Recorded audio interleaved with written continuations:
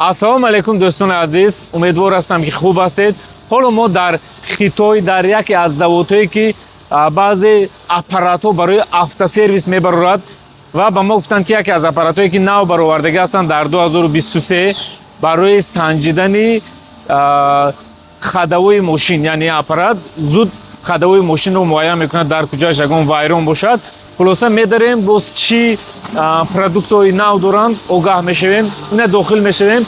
мо аллакай маълумот гирифтем, соҳиби завод гирифта овард, ҳар як ин чизҳоро фаҳмонд. акнун ман барои шумо маълумот медиҳам. дар ин ҷо якчанд станокҳо ҳаст, биёед якта нишон диҳем. инҳо асосан ҳамон аппаратҳое ки худашон мебаронанд, ҳар як қисми истеҳсолиашро худашон дар ҳамин ҷо истеҳсол мекунанд. пештар инҳо танҳо запчаст истеҳсол мекарданд, яъне ҳамон дохили станокҳоро запчаст мешуд ва ба дигар давлатҳо мефурӯхтанд. ва ҳамин давр бошад дар 2023 пас аз карантин, яъне худашон ҳамин аппаратро оғоз карданд, аз Бразилия яъто заказ карданд, оварданд ва инро яъне омӯхтанду дар давоми 6 моҳ ва худашон ин аппаратро истеҳсолкунашро оғоз карданд ва ҳоло ба якчанд давлатҳо равон мекунанд. мо имрӯз омодаем ки бо инҳо ҳамкорӣ кунем. бед мо муҳим асосан ҳамон аппаратҳои онҳоро бинем. дар ин ҷо ҳам якчанд станокҳо ин ҷо бошад ба тарафҳои Дубай, Арабистон, Индонезия ва ҳамон давлатҳо равон мекунанд ва нархҳои ин аппарат бошад вобаста ба ҳамон давлат фарқ мекунад. масалан баъзе давлатҳое ҳаст ки мошинҳои калон истифода мебаранд, 3,5-4 тоннагӣ ё ин ки мошинҳои боз калонтар. биёед дар ин ҷо камтарак ҷое ки тест мегузаронанд нишон диҳем. аз аппарати ин аппарат нигоҳ кунед. ин асосан сальник блок мегӯянд. дар ин ҷо мемонед. бас барои мошинаи электромобил бисёр муфид аст. бисёриаш дар электромобил кор медиҳад, хулоса дар дигар мошинҳо низ кор медиҳад. масалан ҳамин дар кореяшро мегиред, нигоҳ кунед. дар ин ҷо маҳкам мекунед. дар ин ҷо айна инҷа худаш мондагӣ аст. биёед инаи мондагӣ ина инро мемонанд ва айна пахш мекунанд, мебарорад. яъне ба осонӣ сальник блокро мебарорад ки дар сервисо агар биёед ягон азоб намекашед, кори шумо осон мешавад. инаш ҳам амин аст, просто дигар моделаш камтарак фарқ мекунад. акнун дар ин ҷо нигоҳ кунед. ин барои ин амин дискаи тормузро вақте ки рафту агар калотка хӯрад нами дискаро, ин чиз қимат меистад. вале агар ин аппаратро дар сервис гиред, бениҳоят клиентҳои шумо зиёд мешаванд, чунки бо нархи арзон мегиред, тачид мекунанд, яъне ҳамвор карда медиҳанд ва ин як плюси калон аст. ман боварӣ дорам ки клиентҳои шумо хело хурсанд мешаванд. ин чиз хело қимат меистад. нафарое ки мошин доранд аллакай аз ин огаҳ ҳастанд, вале тоза кардани он қадар пули қимат намеистад ва ҳама кӯшиш мекунанд ки инро оварда тоза кунанд ва пули худашонро эконом кунанд, махсусан таксистҳо. хуб, биёед акнун боз ба дигар тараф меравем. ба ҷои асосии видео бо диққат бошед дӯстон. ин аппаратро инҳо аз 2023 истеҳсол мекунанд. ин як аппарати нав барои муайян кардани хадавои мошин дар 1 дақиқа. нигоҳ кунед, дар комплектатсияш 4 то лозим аст. 2 то аз ҳамин, 2 тои дигар дар қафо бе ягон чӣ. просто аппарат нест барои доштани чархҳо. дар подъёмник мебардоред, мошинро дар болояшро мемонанд.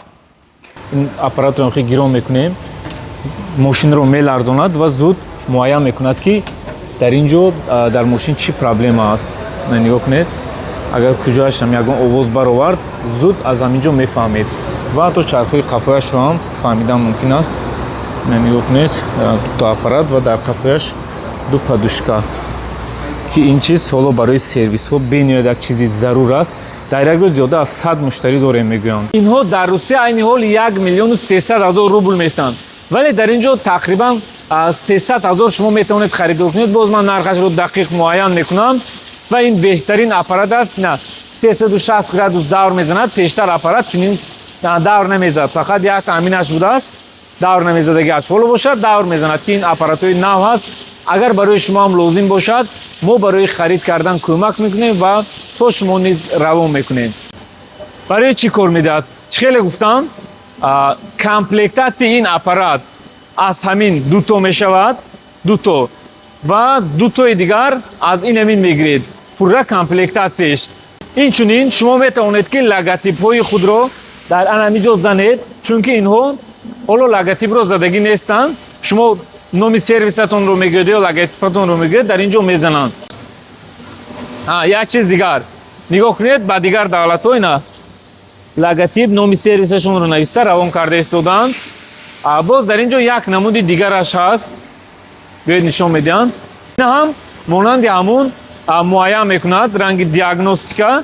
Нигоҳ кунед ки мошинро дар ин ҷо ҳоло нав санҷид, аллакай гирон кардем ва ин ҷо бошад нишон медиҳад. Вақте ки ин ранг бошад, яъне мошин хуб аст. Агар ранги сурх шавад, дар кадом чархаш ягон айб дошта бошад, зуд муайян мекунад айбашро. Боз метавонед мошинро назад монда чархҳои қафояшро бинед, хадавояш чӣ проблема дорад. Вақт дар як дақиқа ҳамаш муайян мешавад ва зуд ба ин ҷо сервис медарад ва дар ин ҷо мошинро таъмир мекунанд. Хулоса дар бораи ин аппарат аллакай маълумот додам. Ина ин тавр упаковка карда равон мекунанд. Нигоҳ кунед.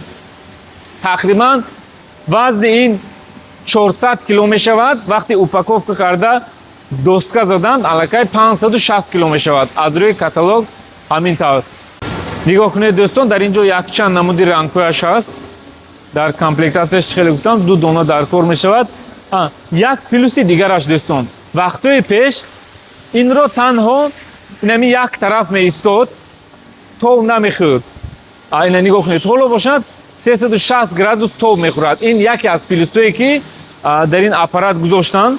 Аз ҳамин ҳисоб нафарҳое ки сервис доред, агар ҳоло харидорӣ кунед, ман боварӣ дорам ки инро дар як моҳ шумо шояд маблағашро мебароред, вале ман историяро фаҳмидам ки дар 5 рӯз аллакай маблағашро бароварданд. Вале ман барои шумо намегӯям ки шумо ҳам дар 5 рӯз меборед.